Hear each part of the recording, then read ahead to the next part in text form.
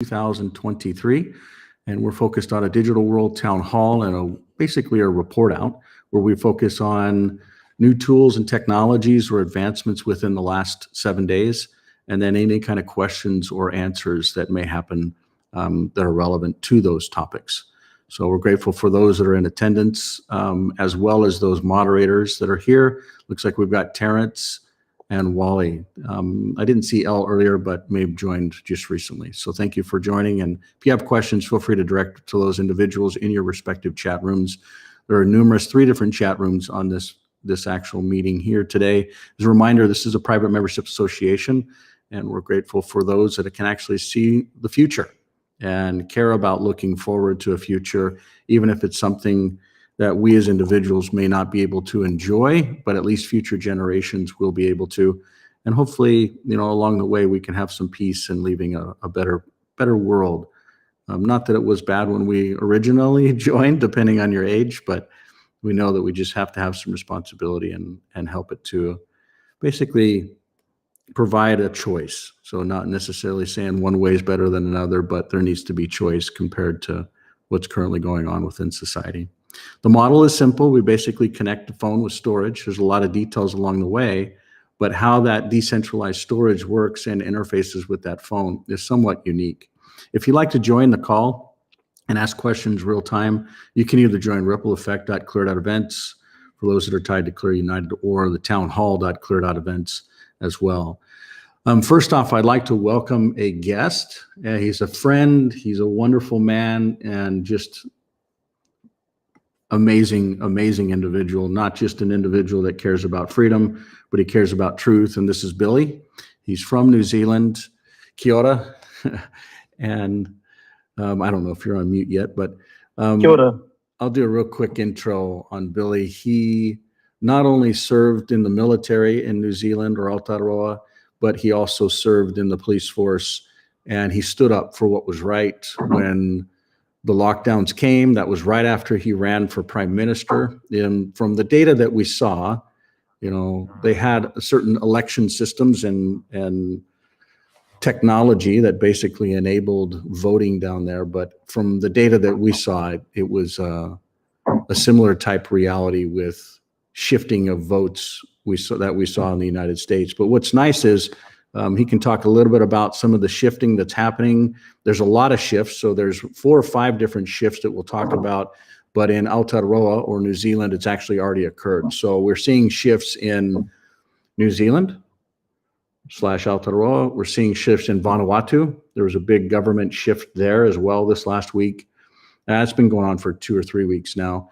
We're seeing a shift within certain government ecosystems. So there's certain counties, particularly, one we'll get into here in a little while, as it relates to Oregon and Idaho, which we'll talk a little bit about. But we wanted to kind of start by introducing Billy, thanking him for his time today, and then maybe let him give you a little quick intro on what he's been working on for the last, I would say 2 years now. Is that about right? Not even that, probably 18 months, something along those lines. So we'll just do a quick introduction to what it is and then let Billy kind of tell us what it is. So tomorrow, the River of Lies, the New Zealand Scamdemic is actually the first documentary is actually going to debut, and we'll just do a quick review of what's pieces of that.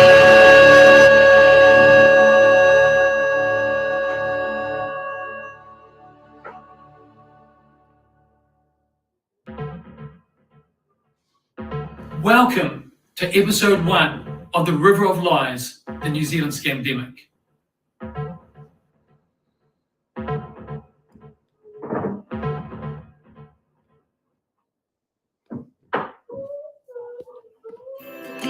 New Zealand Aotearoa, the land of the long white cloud.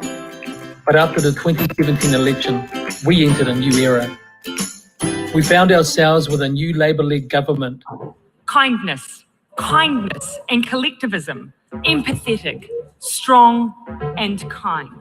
New Zealand became a country at war with itself. and ordinary Kiwis from all walks of life were involved. But why were passive people suddenly fighting? For what? Or against what? COVID-19 can be characterized as a pandemic. In March 2020, while everyone was sleeping, the government introduced the COVID-19 Public Health Response Act 2020, and it soon became law. This legislation was the single most draconian law ever introduced in New Zealand. As an extreme piece of legislation, National did not support this, and I'm proud that I didn't support it either. We drum in that messaging around the dangers of COVID pretty diligently for a full 2-week period of sustained propaganda. Ardern just said it. She uses sustained propaganda to terrorise the people of New Zealand. We will look at the propaganda issue throughout this documentary and focus on it in an upcoming episode. And we will see if they say and mean that they are your only source of truth, just like Hitler did. We will continue to be your single source of truth. We've sacrificed our humanity, our society, and our economy for the wrong virus. The government was having major problems with testing in COVID quarantine sites, so they called in the military. Restricted military documents leaked to me in 2020 showed that despite the government saying it was a new initiative to use the military, it was actually their intention right from the beginning. Respond well to being isolated. You know, it's just not healthy. It's not healthy physically, mentally, the whole thing. And the government, that was the government's business model, was to tell everyone to lock yourself in your closet and don't talk to anybody. You know, it's just unbelievable. A shock to the system. That's really how I'd describe it. You know, you've got healthy people being locked down, which was a first in human history. There's no video, Mike.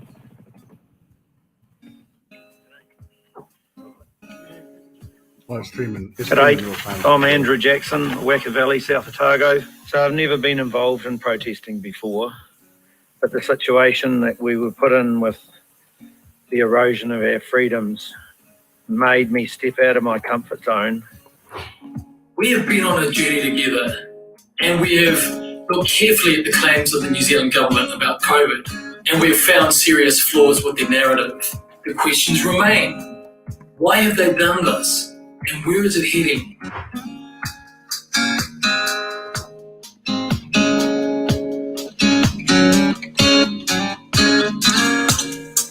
So if you're interested in looking at that, the roadshow actually starts tomorrow. And for those that are actually inside of, I'll jump back over to Billy here, but this is actually debuting tomorrow, the first video of 3.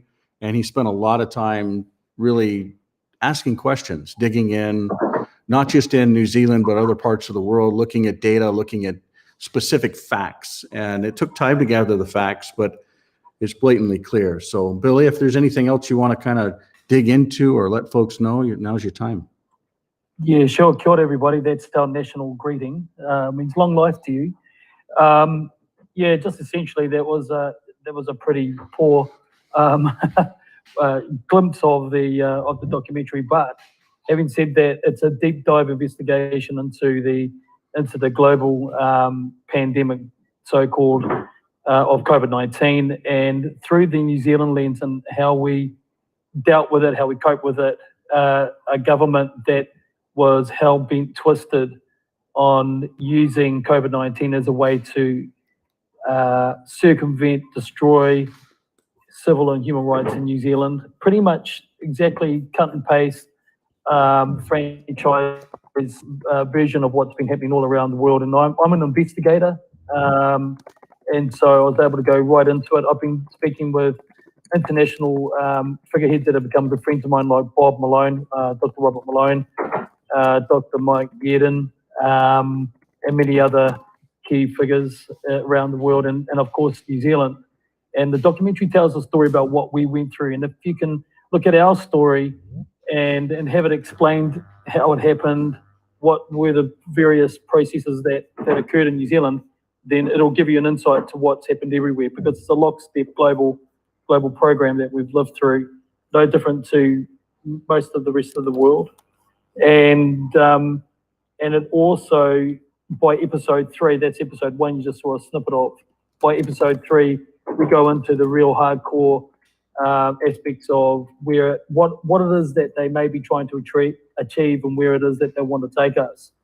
And so, it's not a particularly positive story, but the positive part of it is that we are all going to be better educated. We'll know what's going on and potentially what's going on, and we'll have the veil lifted from covering the truth in its entirety. Because people will say, "Well, hold on, we've been given a lot of truth by the Centers for Disease Control and Prevention, the WHO."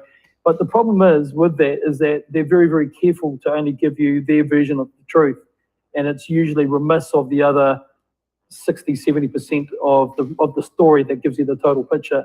And so what our job is in this documentary is to give everybody a bird's eye view of both sides of the coin, if you like, so that everybody can look at it and go, gee, these are real problems with this. It's been put together so that people who are either on the other side of the fence line and totally believe it, they've gone through the whole multiple jab process, they've been complicit in every way. It's about reaching those people and those people sitting on the fence with facts and only facts. It's not my opinion, it's science. It's mostly their data that we're using to debunk the claims. So it's a very carefully put together documentary, and hopefully you'll have a chance to have a look at it. And we want it to go viral because our story is the story of the world. It's what we've all been through.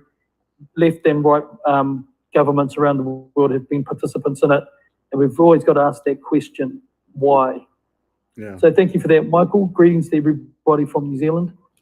That's for sure. All my best. Many years ago, we had the opportunity to live in New Zealand for 2 years. And one of the things that was very eye-opening was how things would be piloted within the country, as well as in Australia.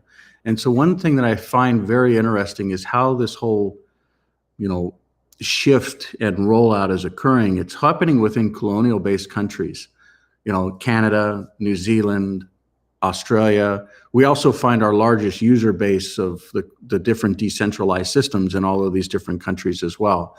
And what I find interesting is the data that's being, unveiled here, as Billy talks about, is, and maybe you could your perspective as you started the journey, Billy, versus what you actually found. Was it consistent with what you thought was happening? I know that early on you were one of the voices that said, what we're doing to our youth is actually hurting the future. They're committing suicide, they're struggling with the basics around social distancing. And what you saw there was not necessarily do we need to worry about a virus? Do we need to worry about a vaccination? But it was around social distancing. It was around having these kids actually be kids, being able to live life, being able to get outside, be normal, which is where you primarily stood up. And then that had a chain reaction. And has the journey that you've gone through in creating these documentaries spelled out different data sets along the way as you get different perspectives on people that are on, hey, we need to comply, we need to follow through with these jabs? What are you seeing as far as when you started the journey versus now? Well, I was pretty. I basically went to the sources of the information and investigated what they were saying. So I went to the UN, I went to the WHO, I went to CDC, I went to the Imperial College in London, and I basically began a deep dive on who was involved in these organizations. Were they connected? And if so, how did the interconnectability work? And the obvious questions are, who's funding these organizations? Who's investing in them? What are the potential outcomes they're trying to achieve through philanthropic investment? Where is the ideology involved? And I went to the roots of all of these organizations, and immediately what sprung up was that they were all heavily connected and intertwined. There were several key figures that were provided the vector of connection, which was obviously the Bill and Melinda Gates Foundation were involved in absolutely everything, whether it was funding WHO, contributing to UN, as well as the WHO, funding the Imperial College, funding Fulbright Institute. And what you get a sense of immediately is that there is a central figure and group that seem to be fund influencing or buying influence through philanthropic investment. And so I came up with that immediately, and that didn't seem right, that we had a non-state actor like the Bill and Melinda Gates Foundation having so much influence in these organizations talking about an epidemic and then a pandemic. But what happened was immediately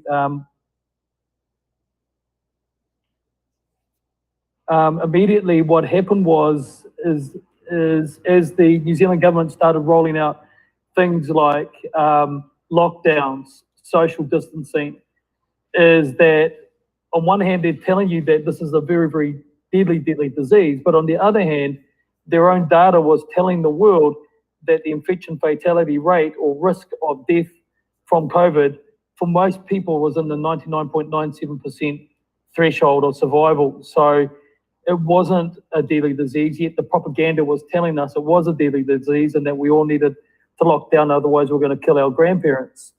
And so when they started talking like that, I thought, hold on a second, you know, since when did a genuine pandemic need a propaganda strategy? And so that, of course, takes you back to event 201 of the Bill and Melinda Gates Foundation in partnership with World Economic Forum, World Bank, CIA, and that takes you back to 2017 to the SPARS Pandemic Preparedness Program.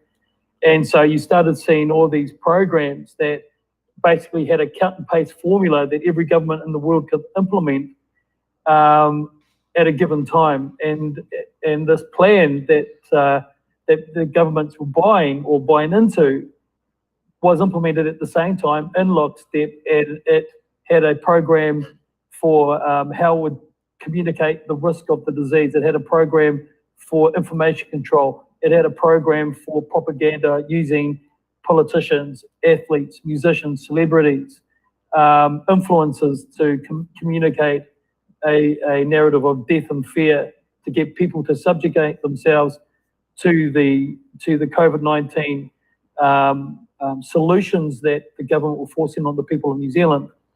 And so I knew very, very quickly that there were even very, very early, I knew that I pretty much identified what the issues were, but over a period of time, it rolled out to be much, much deeper even than that, to where I sit here today. What I now know is consistent with what I knew then, but it's much more complete. We now know that COVID-19 is a US military dark operation in partnership with WHO, in partnership with non-state actors like the Bill and Melinda Gates Foundation, Moderna, all the various vaccine companies that have been involved in this. You know, we've learned that it's a DARPA-funded origin. The Chinese, the Wuhan Institute of Virology, is really just a fall guy in the plan. The Chinese, of course, are always the big bad guys in the background, and so they were very, very much an easy fall guy patsy, if you like. We've got the evidence of other places in Europe where they were having bioweapon labs developing vaccines and things like this. And so the other thing as well is and I knew this up front, but I'm even more convinced of it today, is that I believe that the epidemic was created for the vaccine. I don't believe it's got anything to do with the disease. It's all about the vaccine, and that vaccine leads to the centralization of everything, because you know, connectivity with vaccines. What do you have? You have vaccine mandates, vaccine passports. You have the Bill and Melinda Gates Project ID 2020 project, which is about digital surveillance. You've got central bank digital currencies, 15-minute cities. So when you connect all these things together, and I'm trying to rush through as quickly as I can and keep this intact, but when you connect all these things together in the way that I was trained to do, because I was trained in New Zealand military intelligence, you start to see all the connections, all the funding flows, all the nepotism, conflicts of interest, and criminality really is what it comes down to. So my journey from when I started to where I am now is that this is a terrible, terrible, terrible operation that we've seen. It is about centralization. So that speaks to your purpose, Mike, because it is about a one world system of governance, and they're going to use whatever tools they can to bring that about. War is an instrument as well that they use.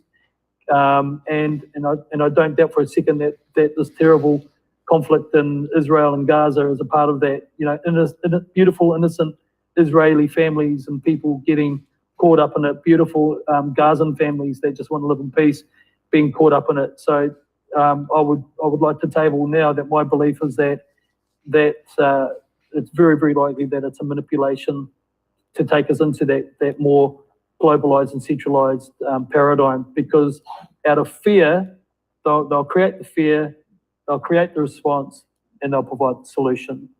Yeah. So, and this is what these documentaries are about. It's about taking people on a 3-step journey, episode 1, episode 2, and episode 3, to take us to that point in episode 3 where you've established your credibility in episodes 1 and 2, that you're not a bunch of nut jobs, and then by the time you get to episode 3, you go deep and dark into those areas I just talked about, Mike. That's why I'm such a great supporter of what you're doing, Michael. It's so vastly important, creating the digital world that you are, to break us out of these systems. There's lots of people that are on that same page, and they understand that decentralization and technology is actually something that can help solve the processes that these folks, really the game plan that these folks are deploying. You know, and people on this call have heard me talk about, you know, secret combinations and how that ties to a process or a plan.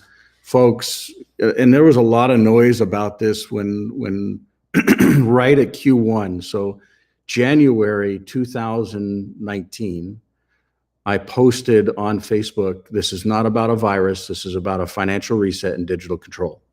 And I can't even tell you how many people were upset with me around grandparents that were going to die because people wouldn't put on a mask, or because people couldn't get vaccinated. And at that time, we didn't even have vaccinations, but just, you know, the year prior, I had actually met with, in Davos, in the World Economic Forum, which I actually reached out to the governor or the mayor or the prime minister of New Zealand, Aotearoa, in Switzerland, to try and meet with her face to face to understand what her intent was. You know, literally the chief medical officer of Johnson & Johnson, who's actually based out of Israel, I said to him and his wife, vaccines are not good for humanity. And they literally, I mean, the point that I'm trying to drive at is this is absolutely just continued to be manipulated and rolled out over time. But what people don't understand is that together a separate choice can be held. And just like when you ran for prime minister against Jacinda, and you used Dominion voting systems just like the United States did when Trump ran, when Hillary ran, when Obama ran, when Romney ran. All of these different systems are all based upon these Dominion systems, and now mail-in ballots and other things. But we have the software engineers that have come forward that worked on Dominion. Then they said specifically backdoors were created. So there's really no total transparency. There's no honesty. And that's why we talk about looking into the past and understanding how their game plan is taking over. And for those of you that don't play chess, it's a wonderful game, and that's really all this is. But it's a game of choice that has real consequences. And, you know, Dominion counterpart, centralized voting that can be controlled with Dominion, whether in New Zealand or whether in America, you know, the counterbalance to that can be decentralization. And so when we talk about understanding how does that actually get rolled out, we're gonna go through some systems with different parts of the world. So I mentioned earlier, you know, it's not just Aotearoa that's got a new government in place. You know, New Zealand, you know, let's see. Is there anything particular that you saw about how this was actually rolled out? And do you feel a level of confidence that this is real, Billy? Well, I feel a level of confidence that that politicians are selected and not elected. One of the most interesting things about this guy in particular is there's a couple of interesting things. Back in 2015, the then Prime Minister of New Zealand said that this man here, Christopher Luxon, who was the CEO of Air New Zealand, our national carrier, he said, the then Prime Minister said, Christopher Luxon will become the leader of the National Party, which is the Democrats' equivalent here in New Zealand, and he's going to be Prime Minister of New Zealand. Now, he said it, I'll never forget it, because I wasn't even involved in politics, but it caught my attention then because I thought what a bold and certain and confident statement that he had made. And I thought, this guy's going to be Prime Minister. And so just a short 3 years ago, he became a first-term Member of Parliament. And just after being a first-term Member of Parliament, he's now Prime Minister. That's unprecedented. I don't think it's ever happened before. So I've met the man, I've spoken with him. I don't get a good feeling from him at all. He's a former Bill and Melinda Gates Foundation Businessman of the Year. And so I think that pretty much says it all, really. You don't become the Bill and Melinda Gates Businessman of the Year, Foundation Businessman of the Year, if you're if you're just some ordinary schmuck like you and me, Michael. Was it Bill or was it John Key that said that? It was John Key that said that. Now, Bill English was a very decent man, actually. That guy, Bill English, I also met him. He was a very decent man, but no, it was John Key. Now, John Key is still very heavily involved behind the scenes, just like another former Prime Minister, Helen Clark. Helen Clark was number 3 in the United Nations. She was the number 1 in charge of this year's there.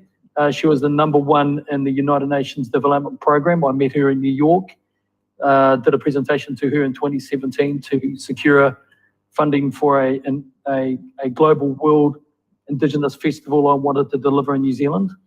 And but the problem was that to get that funding, I had to become an affiliate of the United Nations, and I certainly wasn't prepared to do that. So that didn't go anywhere. But these people they're globalists. All of them are connected to the World Economic Forum. All of them are connected in one way or another to the UN or one of its organs. And so, again, if you were to take all of the people in the various governments around the world at this stage, in the last 10 years, the last 20 years, you'll find that they all have the same characteristics of background experience, and that they're all connected to these globalist centralized organizations like the WEF and the UN. So, yeah, no surprises on this election whatsoever. I set it out and watched it. And I've had a lot of people ask me to run for the next election. I mean, I had been voted the 3rd preferred Prime Minister in a very big political poll here in New Zealand in 2020. I had 55 candidates across New Zealand. I was the 3rd largest political party in New Zealand. And, they say we got 30,000 votes, and I had 6 million people in my regular audience capture. I had 80,000 people on my personal donor and support database. 6 million people, for those that are not aware, that's more people than in all of New Zealand.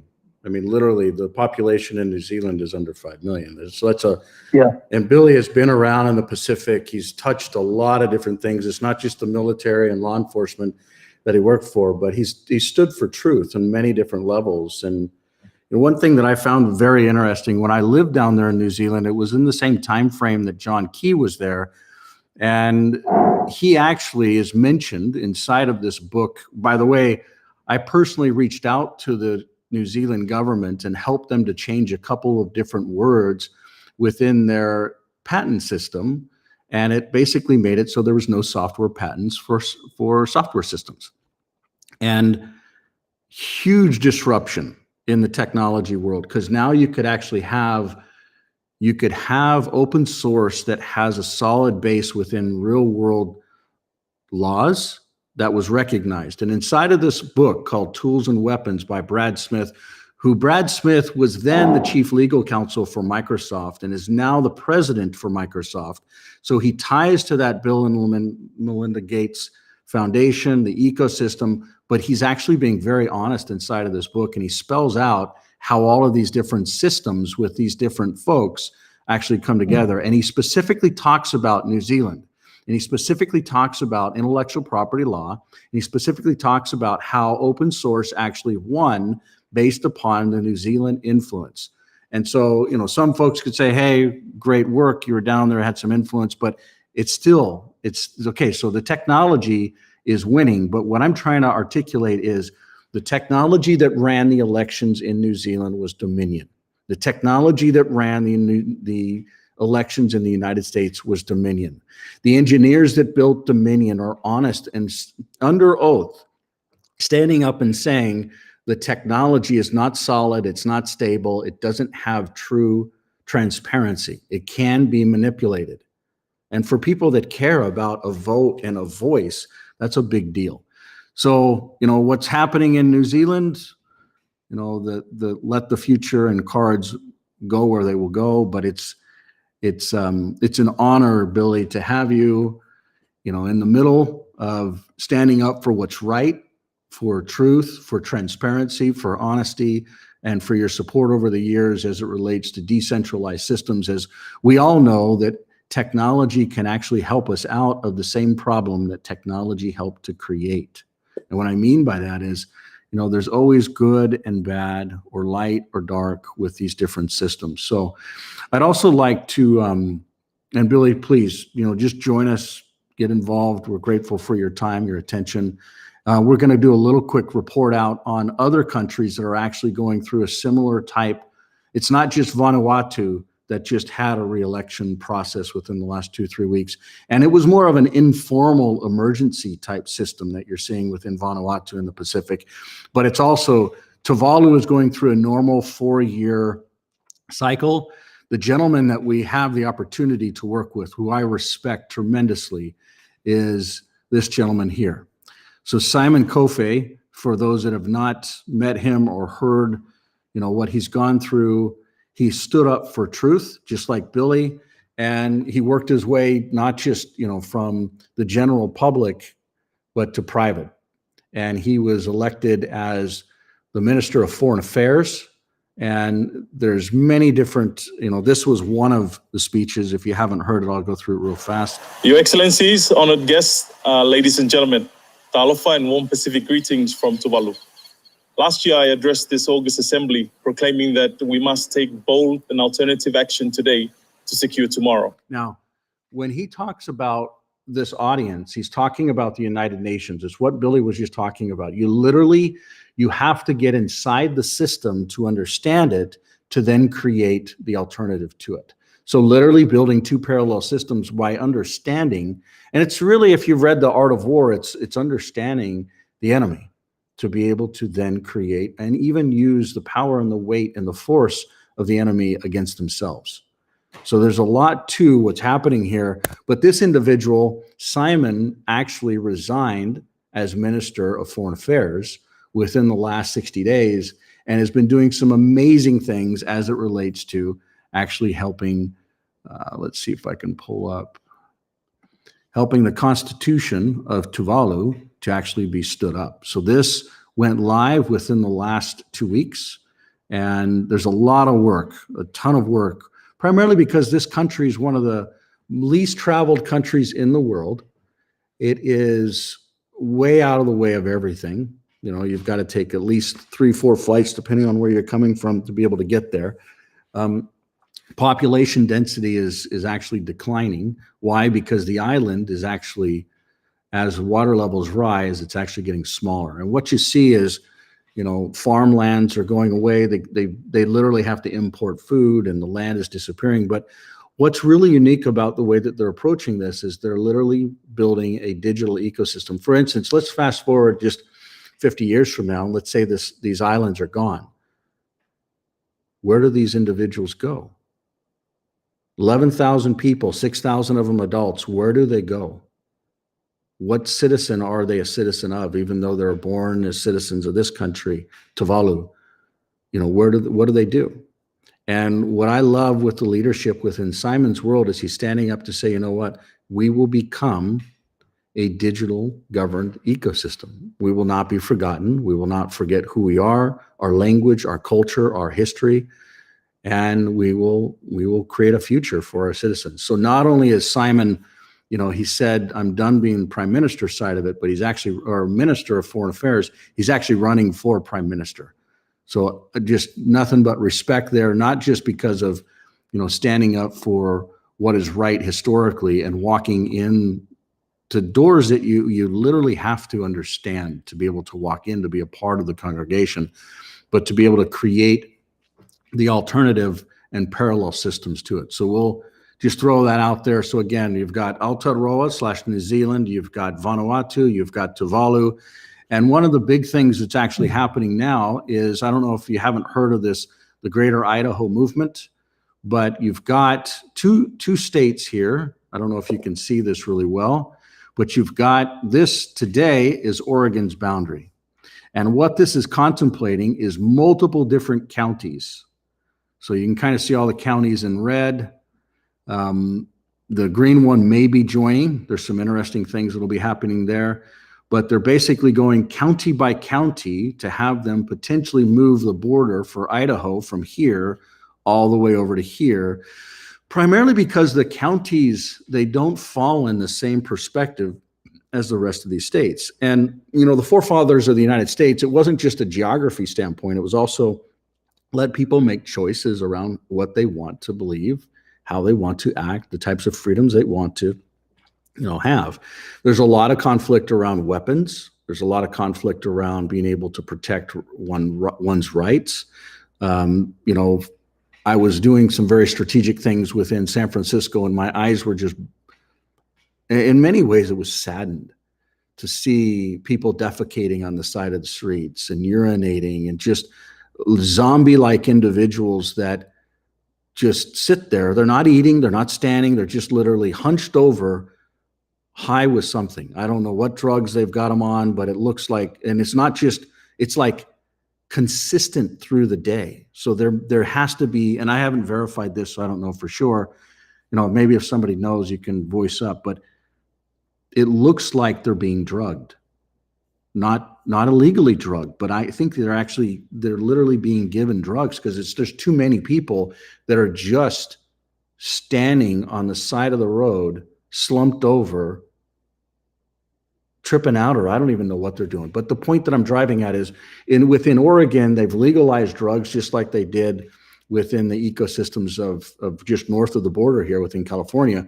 And then they lock down the weapons. And so they're asking for problems. They're asking for the similar type experience of what you're seeing within San Francisco.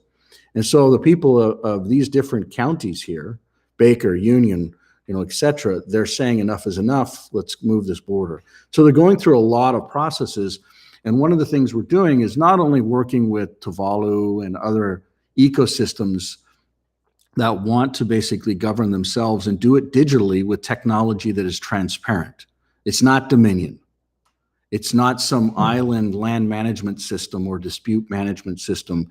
It is technology that enables the individual, as most of you know, is technology that enables the individual to have a voice that actually counts and have transparency around that voice that counts. I'm going to show you some systems that are some of the biggest advancements that I've seen.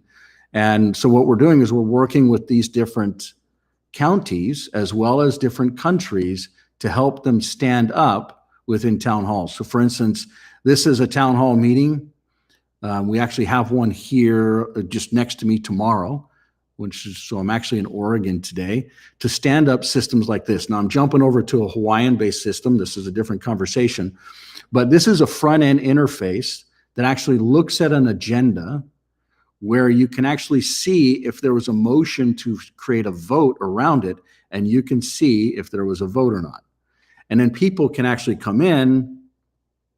So this is the style guide. So what I'm going to do is I'm just going to open up, and this will work with Hawaiian Life, Tuvalu Life, Fiji Life, Vanuatu Life. And what's nice is it'll actually look at the respective areas that the individuals are voting from. So I remember actually being in New Zealand and voting for the president, and I was actually registered to vote in Oregon, the same place that this is actually taking place. I registered to vote in Oregon. Why? because I got a mailing address there when I moved to New Zealand. So my vote actually counted as an alien or a registered alien within a different country to vote within Oregon. In Utah, my vote really wouldn't have mattered. So what I just did here was I just made a scan, and you just saw that my vote actually was counted right there. So if you didn't see that, I'll zoom in, but you see that I had a topic. You can go through and understand it. And, yeah, if anyone wants to know more about Scandemic, or, Billy is on, feel free to ping him here. And then also you can visit him at this riveroflies.co.nz. So back to the topic here, this is actually a management system for counties or provinces or countries that want to stand up and provide transparency. This particular system is a system that will have different meetings, and the back end is actually managed by this. So I'm going to go ahead and do the same thing that I just did just a second ago to vote, where I'm actually going to scan this to log in. Let's just show you the back end side of it on how they're actually managed. So again, for those that are new, there's no username and passwords in this digital world. It works off of keys that are actually keys. Let's see if I can pull this up real fast.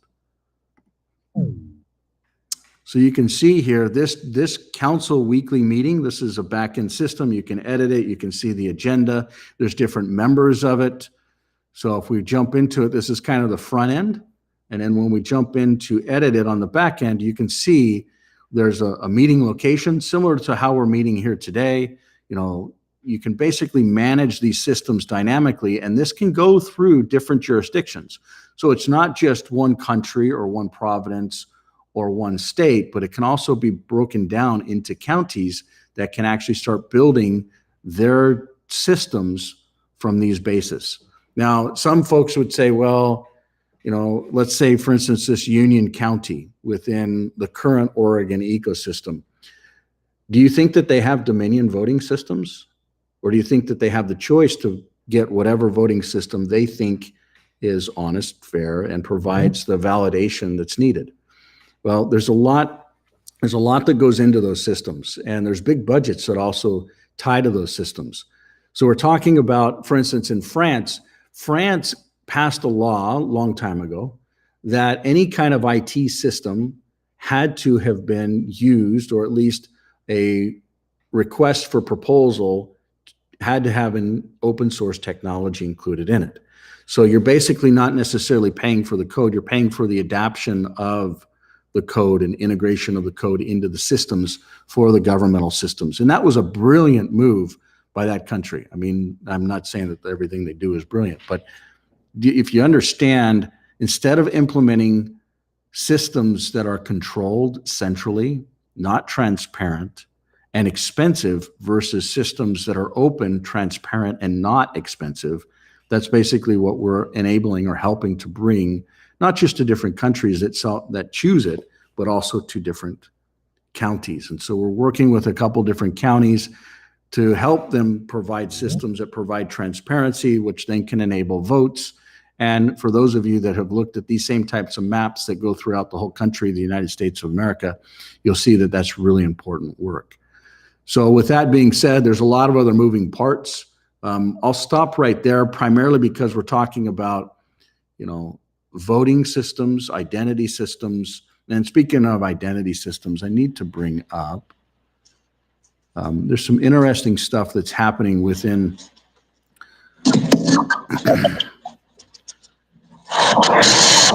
we're getting some feedback there. I don't know if that's, trying to run into the right room here.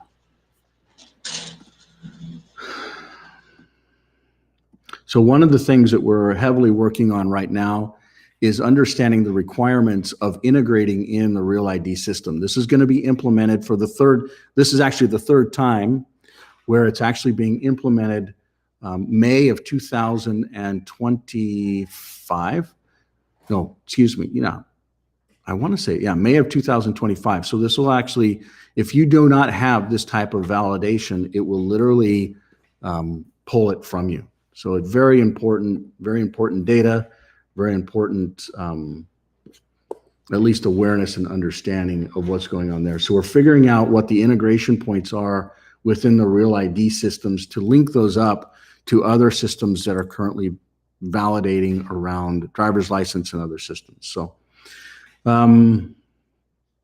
one of the other big advancements is, if there's no questions related to that, and I'll just pause there for a second if anybody has questions related to voting, identity, different parliaments, feedback, thoughts. Jump to the next topic if nothing.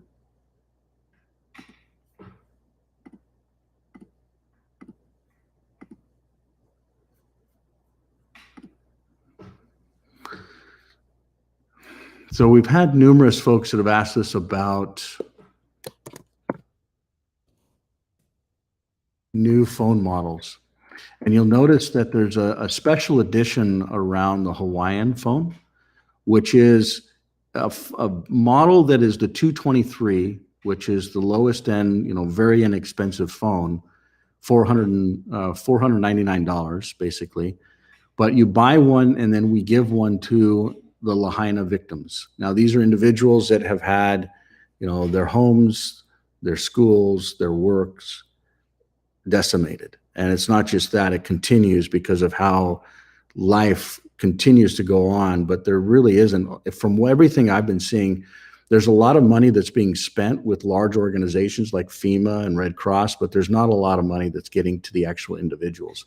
And this is a system where people don't have to go and buy the other side of these voting systems and identity systems, where they can actually be a part of rolling them out without, spending money, so to speak. So this particular Hawaiian phone basically includes Hawaiian Life.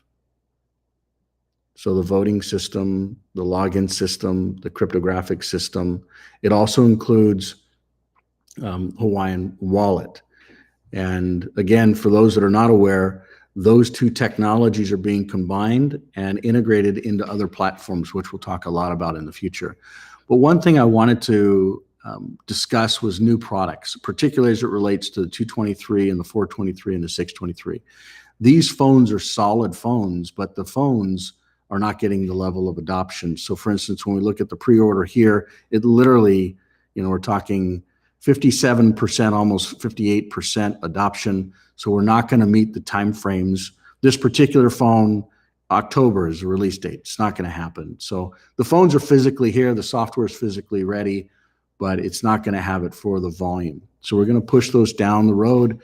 We're going to determine whether that's going to be in Q4 of 2023 or if it's going to push into Q1 or later of 2024. But the neat news that ties behind it is actually it's going to be made in the United States of America. So we're working with companies that actually do the back-end phones for very high-end volumes. We're talking $300 million deployments of different phone platforms, and it's not Chinese-based, about relocating to simple old United States of America and actually building mobile phones. We're not talking about what Apple is doing where they're designed in the United States but assembled in China. We're talking about full design, integration, fulfillment, support, all of it out of the United States of America. So that's a big deal. When we start talking about a decentralized phone that's not Google, that's not Apple, and it's made in the United States of America. So these are steps and agreements that are being put into place to make these types of new phones a reality within that ecosystem. So please pay attention to things that are coming down the road there.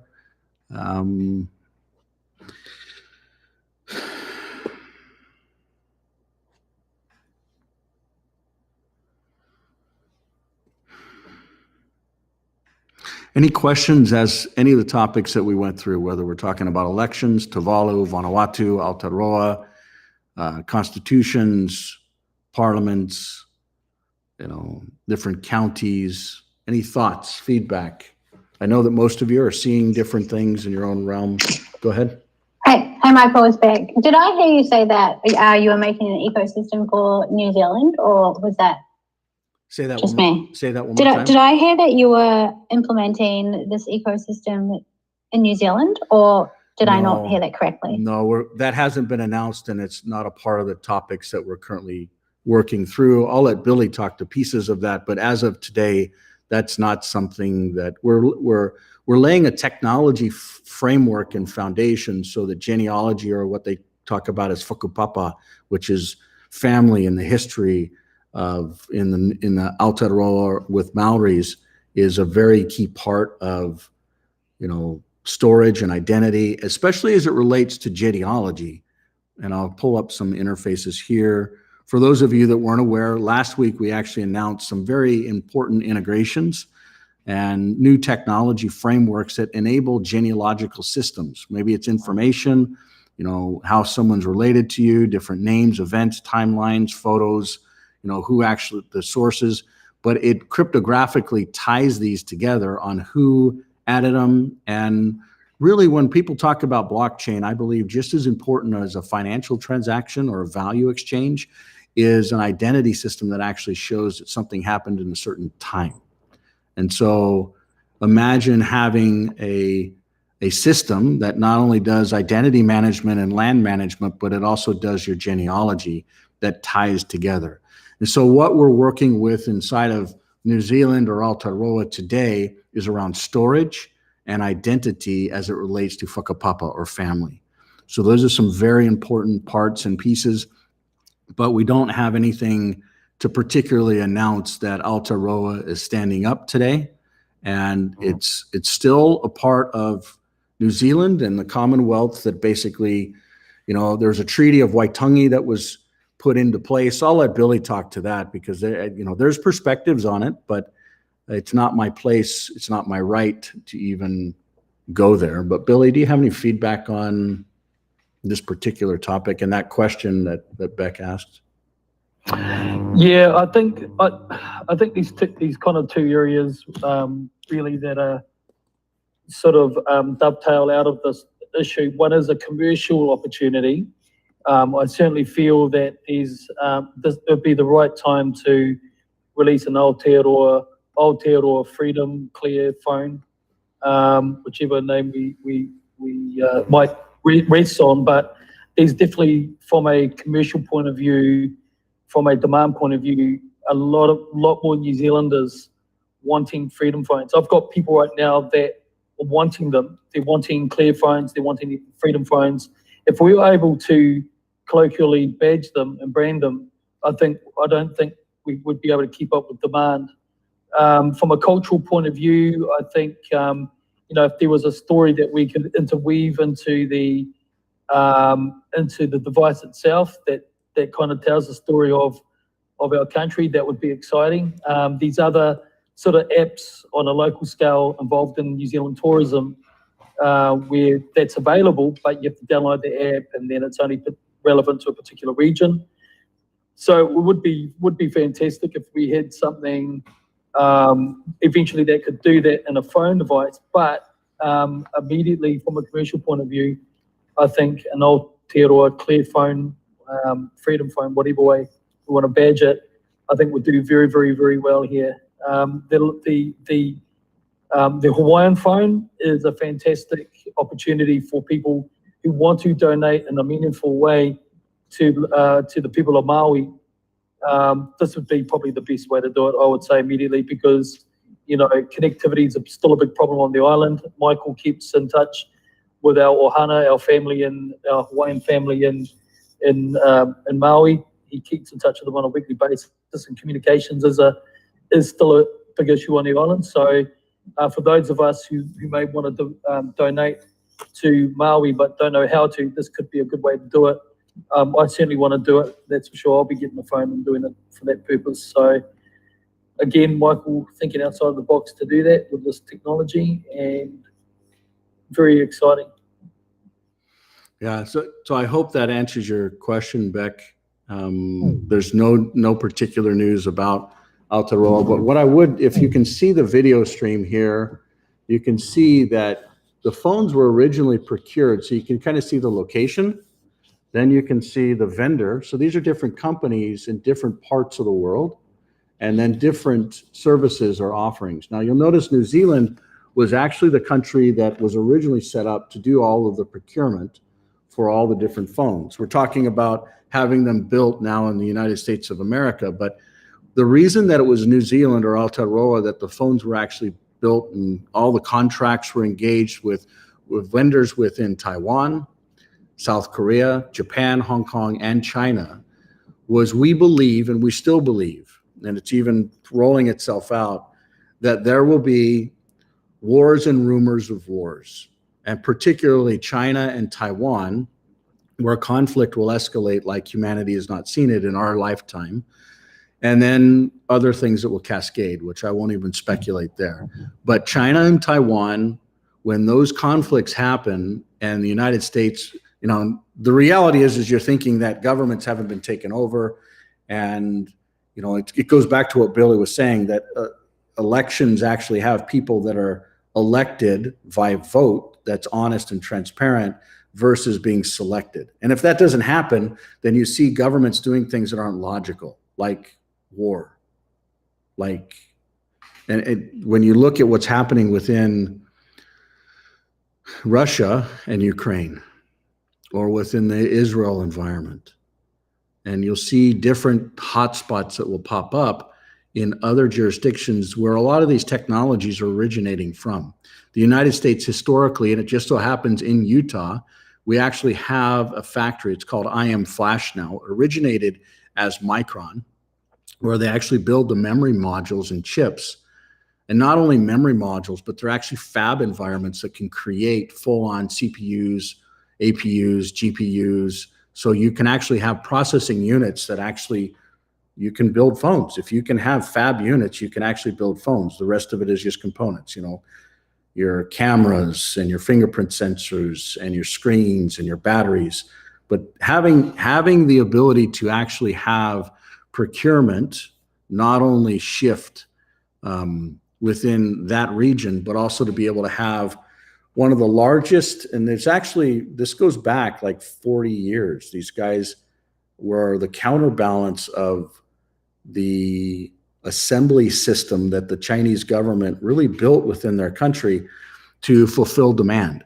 And then based upon convenience and based upon price, namely price, different, whether it was associations or companies or leadership teams said, hey, not only let's outsource it to do this with support and that with supply chain and this, but to actually provide manufacturing over in other countries.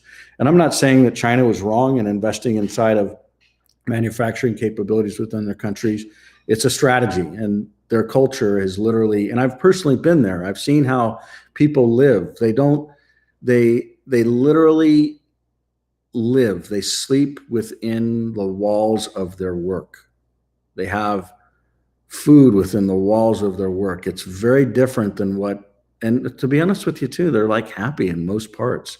I can't say they're ecstatic. I don't personally feel like they've been provided choice, but it's interesting to see how happy they can be, even though they're confined within their place of work, really. I mean, but that being said, it's going to be interesting to watch, you know, the reality that we're experiencing within the borders of the United States of America to see if actual discipline could actually be realized. I personally believe that even within this last week, data has been provided where it's not just immigrants. And I would have to say, hey, if I was, you know, born and raised a family within Colombia, I would probably get my shoes on and walk north, you know, based upon what's happening. So can I blame people that come across to 80, 90, 100,000 individuals per month that's consistently flowing? You know, can I blame them? No. Do I agree with it? No. Do I think the borders should be secured? If you're going to have borders, you know, why not secure them unless it's by design? And the problem that's happening, and people are starting to be honest with it now, General Michael Flynn, who I have a solid amount of respect for, you know, he's literally this last week has blown some serious whistles and said the people that are coming across the borders are not from South America. These are healthy males that are strong, that actually have ties to do things that are inappropriate within the borders of the United States of America. So, you know, are we talking about attacks? Are we talking, and that's not what this meeting is about. That's not what this town hall is about. It's about being honest around data points that's happening in real time, but coming up with real world solutions where humanity can actually serve one another and through honest technology, not like Dominion voting systems, which has been proven over and over and over again that it's absolutely dishonest.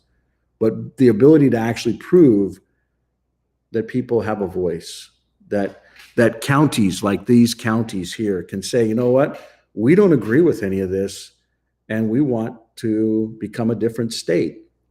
Or maybe they want to become a part of a different jurisdiction, which is really what, when we talk about the digital world in these town hall meetings, it's what we're talking about is a system that's not necessarily a government, but a governance system that is for humanity.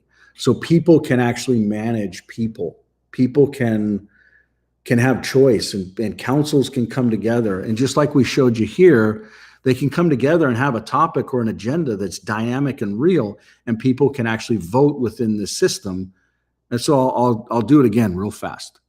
So this is a treaty timeline. So I'll go ahead and click here. For those, this is literally how a voting can cryptographically happen in real time. So I'm just going to open up Digital World. I'm going to do a scan. And this is, so you saw my phone's already approved. You can see it there, done. And boom, that actually occurred. So this code actually went live last night. So you're seeing the first demo of it. Hopefully we have a meeting that's a live meeting and we can actually implement and show folks how it works. But other questions, thoughts, comments, feedback? Anyone?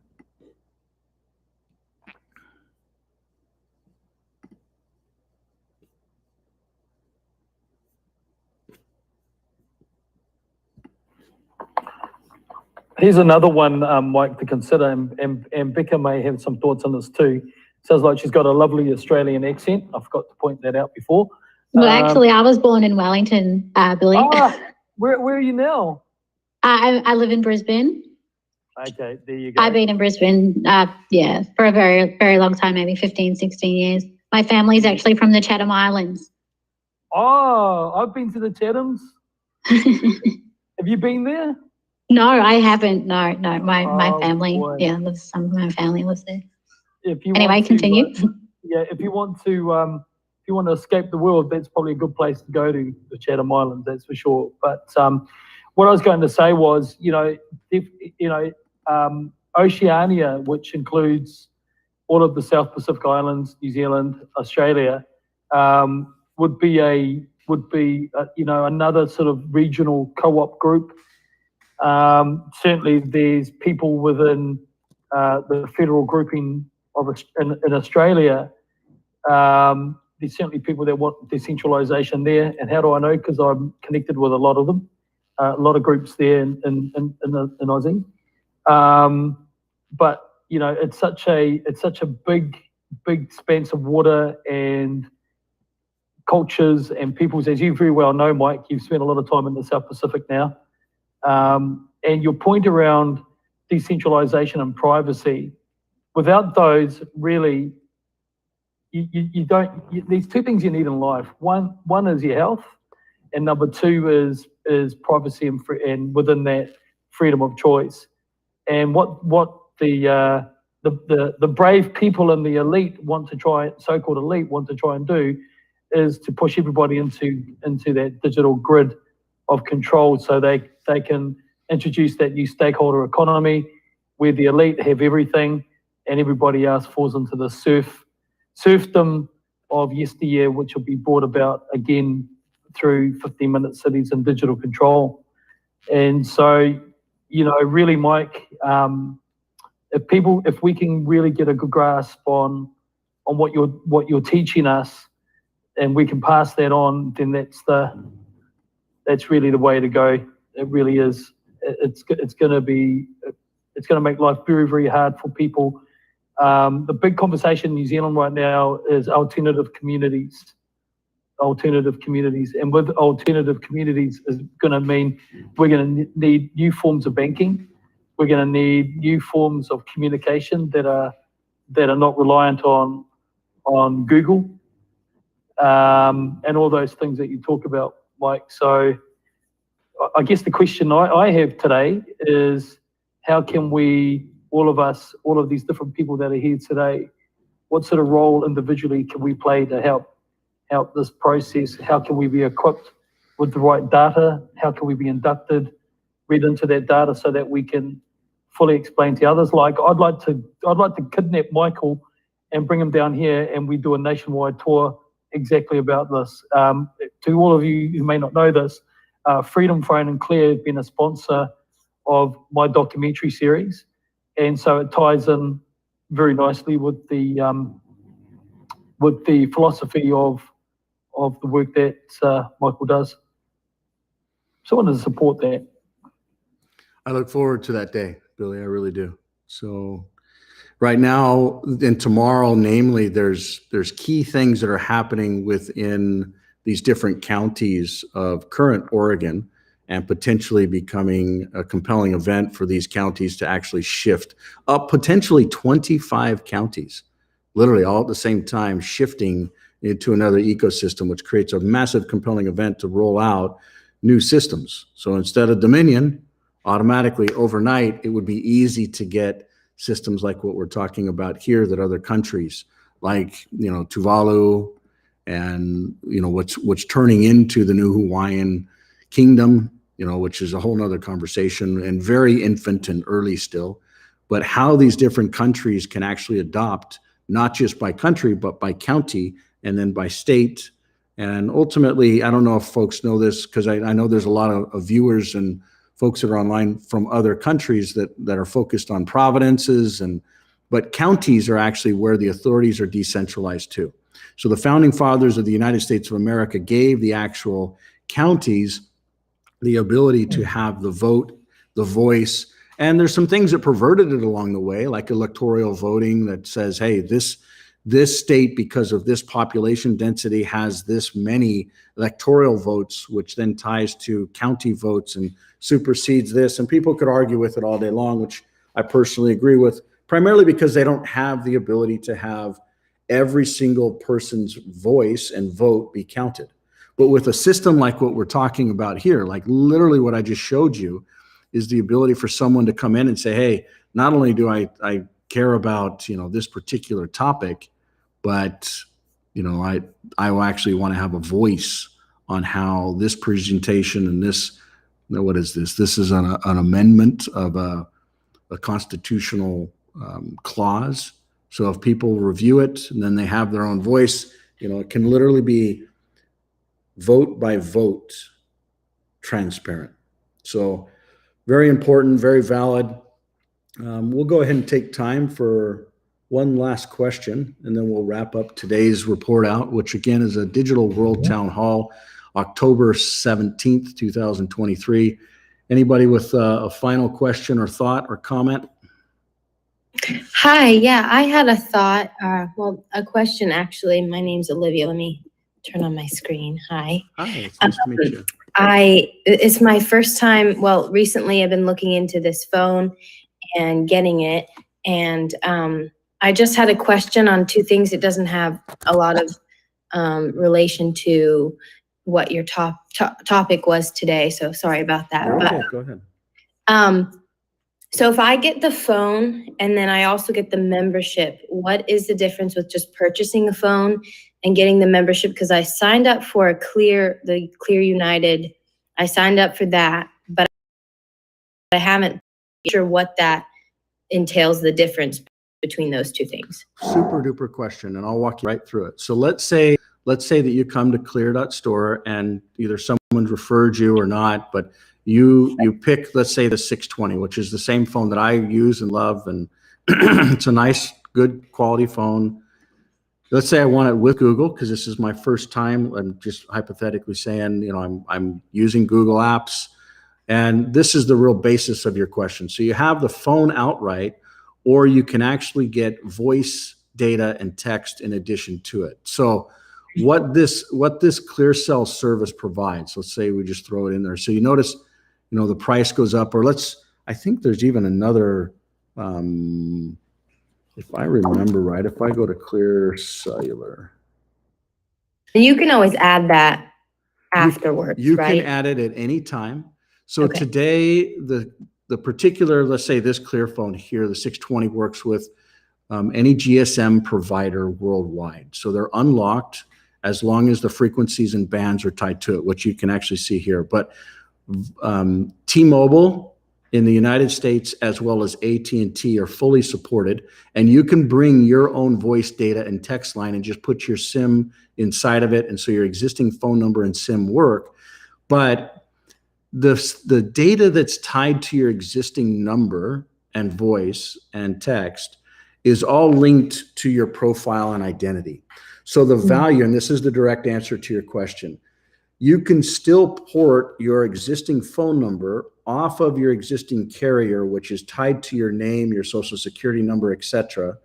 And you can actually still use your phone number, but the data and voice and systems are not tied to your name anymore. So it obfuscates and provides transparency around how you navigate online.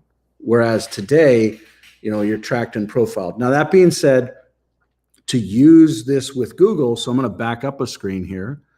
When you use it with Google, the process of what they do is they actually link your IMEI number. So when you get a phone, for those that can see a camera, you're going to have basically an IMEI number that's going to tie to your phone. It actually physically ties to the phone, and then that actually synchronizes when you link to Google. So out of the box, these phones don't link to Google, and you have to go through steps to actually link them. But you're actually cognizantly linking these phones to Google, and then the data that ties to that is all linked up. So our goal is to provide data obfuscation and identity that is private and free and independent of these centralized systems. So, but you can literally say, I just want the phone right now. I'm going to use my own phone number.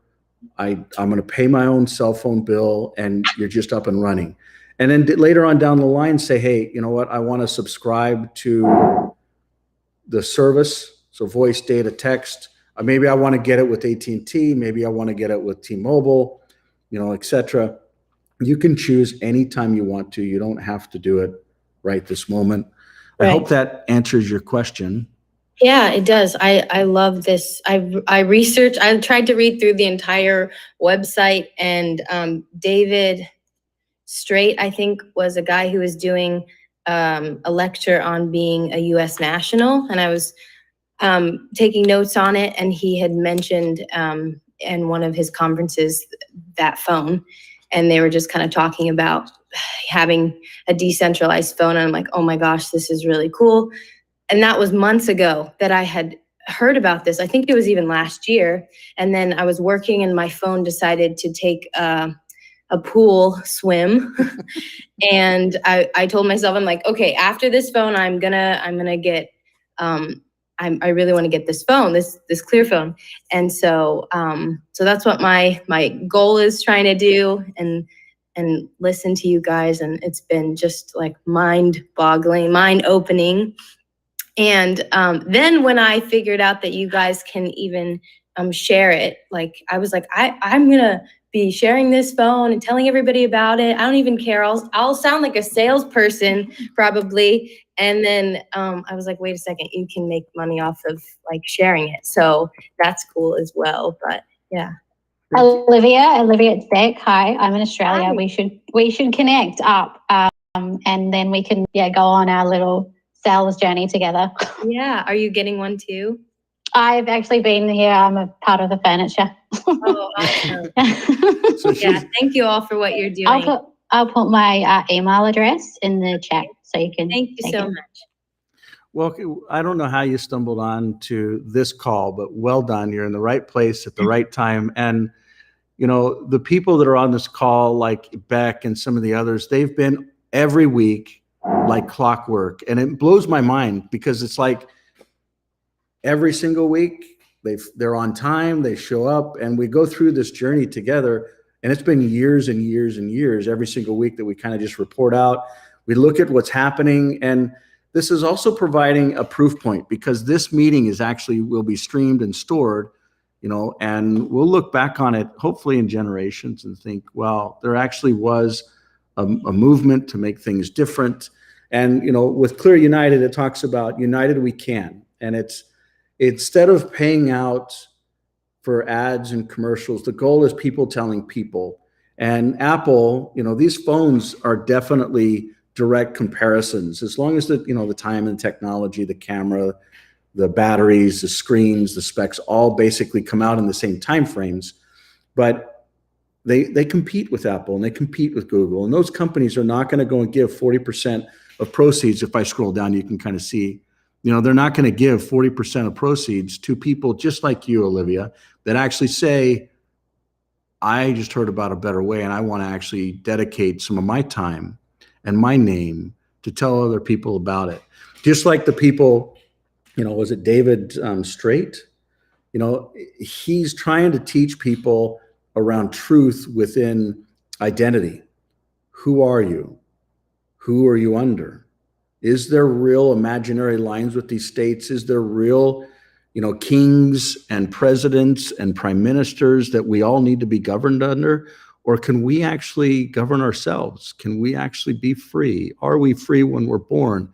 You know, and it just so happens tomorrow I'm meeting with some of these counties, you know, within these different jurisdictions, and then we're going to a state above this and actually meeting with a key individual that directly ties to the individual that you just mentioned, David Straight.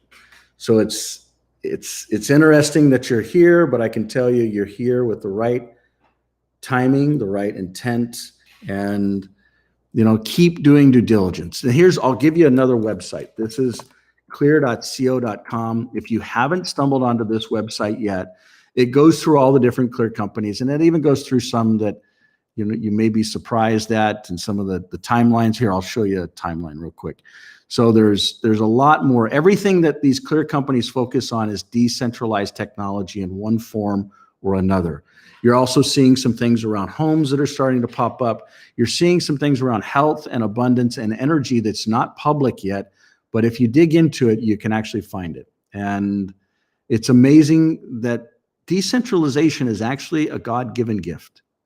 It's natural, it's normal, it's not something that's this hocus pocus fad of a new marketing campaign and a buzzword that's going to talk about, you know, some get rich quick scheme or some type of speculation, which I believe ultimately blockchain and different coins and currencies, those were all really tied to not providing a lot of value, but getting gain. And there's somebody on the other side of that that actually lost.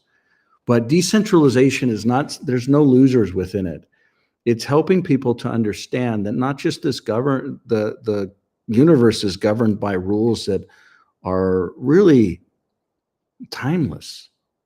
Like, look at how the universe works. Our earth, it turns. We all turn around a sun. The sun turns around a beautiful quasar system that we all get to. And then when you go down, instead of looking at a telescope in the universe, you look down in the cells of our own bodies, how we're created. We as individuals, the intelligence behind how we're created, how we form, it's all decentralized. So these truths are just simple truths that we're intelligently organizing businesses that create decentralized systems around it. And this is what I wanted to show you, is these videos may be a real fast way for you to come up to speed. If you haven't seen this particular, I'm going to drop this into some of the feedback here. So if you want to grab this URL, I just shared it, but this is a really, really good way to just come up to speed super fast, one video to the next. And it does a really good job of every feature, every app, every product has a 2-minute video on it. They're well done. It's taken years and years to build out, and it will really help you within your journey of understanding, if you haven't seen these, of where to start. And it might be overwhelming, but the best place to start is to just snag a phone, kind of like what you're currently looking at, and just get going. And, you know, you can sign up. There's people on this call today that can help you to know. And as a matter of fact, I'll pull this up. So if you have questions, If you need help, you basically just go to clear.support and you say, I've got one with Google, or I've got one without Google, or I want to talk to someone in real time. And they can actually schedule a time. So when you procure your phone or you get it shipped to you, you can schedule a time to automatically have them come onto the phone, walk you through it right when you get into it. So it's not like, oh, I'm going to go down to the Apple store and schedule some time with a geek or a guru or whatever they call them. But you can have someone on your phone real time to actually walk you through it anytime. So the phones come with support. This is how you get it. There's actually an app on your phone. I'm going to go to clearos.app. There's clearos.com, which is the server side of it. And then within this marketplace, there's an app that's built into your phone called ClearCare. And that's actually how you snag folks. It's this app right here, if you need help in real time. So, and you know, it's a very interesting time that you're coming into this, primarily because it's not just about decentralized systems and a decentralized phone, but it's actually going to all phones. And when I say all, I'm talking about phones that are usually within 5 years old. They've got biometrics that are built into them. So the cryptography, the actual app, and I'll go back a screen here and I'll show you exactly what I'm talking about. So this ClearCare is how you get support. Let's go back over to the marketplace. When you jump into, for instance, you could go to Google Play Store and this is a replacement for Google Play Store, what I'm showing you here at clearos.apps, but this app is inside the Google Play Store and it's called Digital Life. And any Android phone that's not a Clear phone, Armor phone, Freedom phone, etc., you can actually download this on, as long as it's got those biometric capabilities. So the fingerprint reader type of it, and you can actually get your cryptographic keys. And when you get your cryptographic keys, you can actually turn. So in other words, if you've got an Android phone, you can literally start using decentralized technologies and voting systems right from where you currently are. And we announced about a month ago that we're already starting deep work. It's actually almost 3 months now. It's gone by so fast. But we've started working on any Apple iOS-based device as well. And every day I get updates on how the progress is working. I've actually seen interfaces and the same capabilities around what Digital Life is, or Clear Life, or Vanuatu Life, or Hawaiian Life.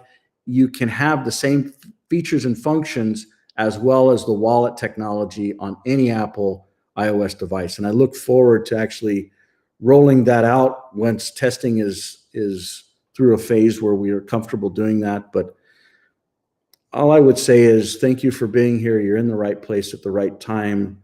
In my opinion, I personally don't see a lot of projects or technologies that are actually making real progress. I see a lot of people talking. I see a lot of people documenting. I see a lot of, and I just commend Billy for dedicating his life. People don't know this, but his life has been very difficult because of him standing up for truth. I'm talking, emotionally, financially, family-wise, attacks like you couldn't imagine. His name has been cleared. It's taken him, 16 months to clear his name. 2.5 years for one of the charges. Wow. 2.5 years. Yep. I was being charged in the New Zealand District Court for electoral fraud, for deception and dishonesty ×2 charges, electoral fraud ×1 plus another charge attached to that, and 4 administrative failure ones which were beyond my control.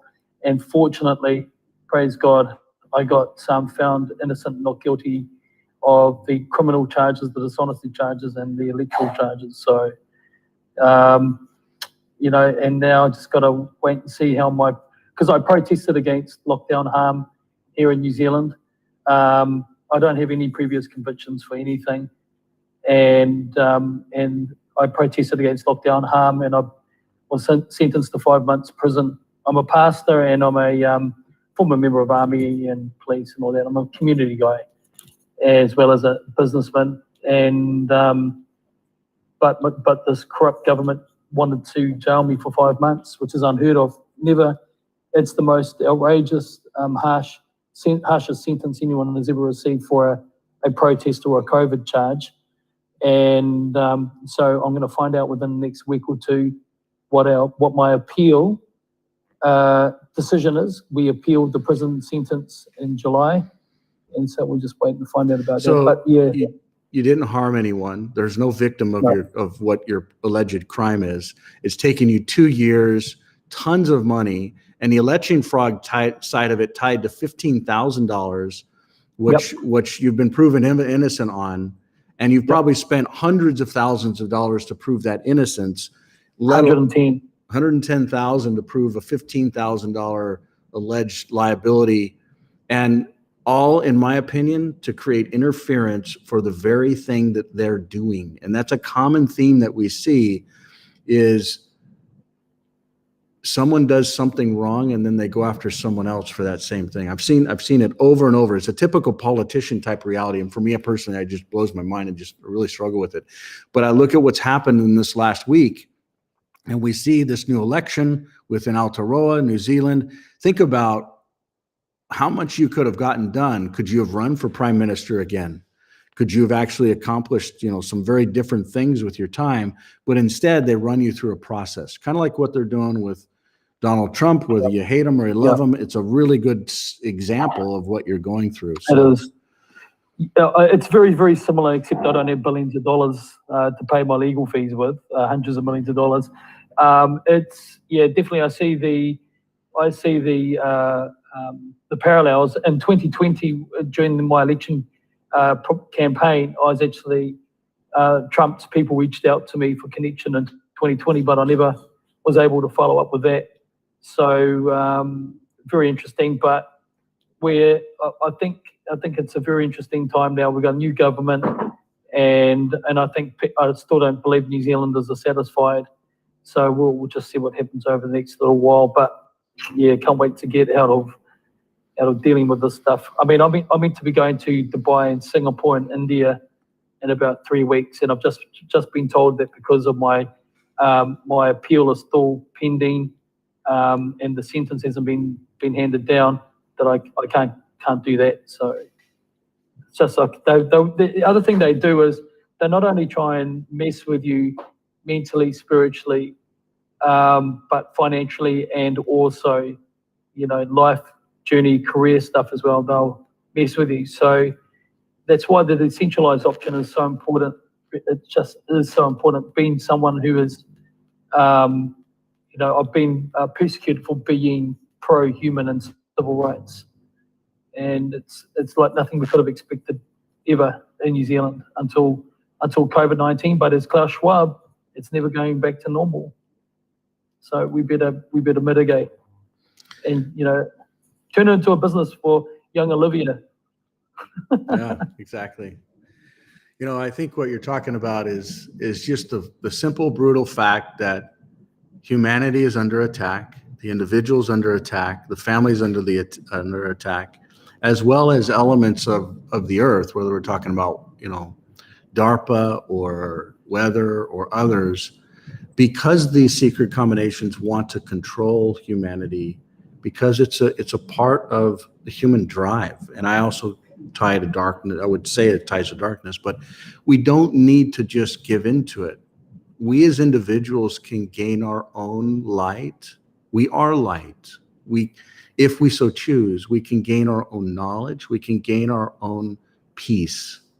And I'm grateful for all of you on this journey with us. We'll convene this meeting today. We'll see you next week and hopefully give you a good report out on some of the progress that's there. There's a 30% chance that connectivity will be difficult next Tuesday. So just know, usually once or twice a year, we end up missing meetings, but we'll do our best to give you notice if that's the case. Otherwise, plan on being on. We'll also have other moderators that are here that can, if you come in, they'll let you know. But grateful for your time, your attention, your brilliant questions, and your prayers. And we'll see you next week. Much love, everyone. Bye-bye. Thanks, Michael. Thank you.